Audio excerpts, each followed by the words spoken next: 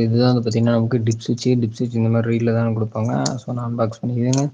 Tip ஸ்விட்ச் வந்து எடுக்கிறேன். இதுதான் வந்து பார்த்தீங்கன்னா, அந்த டிப் ஸ்விட்ச்சு. இது பேர்லயே பேக் சைட்ல வந்து பார்த்தீங்கன்னா, நமக்கு டிப்னு எழுதியிருக்கும். இதான் வந்து பார்த்தீங்கன்னா, டிப் ஸ்விட்ச்சு. அதேமாரி வந்து பார்த்தீங்கன்னா, இதில 1லேருந்து ஆரம்பிச்சு 8 வரைக்கும் முடியும். அதேமாரி ஆப்போசிட் சைட்லயும் 1லேருந்து ஆரம்பிச்சு 8 வரைக்கும் முடியும். இந்த ஐசியும் எப்படி நான் சால்டர் பண்ணுறத நான் உங்களுக்கு காட்டுறேன் பாருங்க. ஸோ ஃப்ளக்ஸ் வந்து நான் அப்ளை பண்ணிக்கோங்க ஃபர்ஸ்ட்டு. அதேமாரி வந்து பார்த்தீங்கன்னா, இதில ஒரு டாட் வந்து மென்ஷன் பண்ணியிருப்பாங்கன்னு சொல்லியிருக்கேன். ஐசியை பொறுத்தவரைக்கும். அதுக்கேத்த மாரி நீங்க வந்துன்னு அந்த சைட்ல பொசிஷன்ல வந்து திருப்பிக்கோங்க.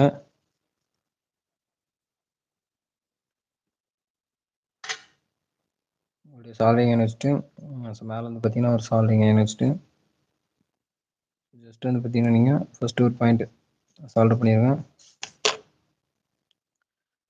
பார்த்தீங்கன்னா, அடுத்து ஒரு பாயிண்ட்டா நீங்க தானே சால்டர் பண்ண ஆரம்பிச்சுருங்க.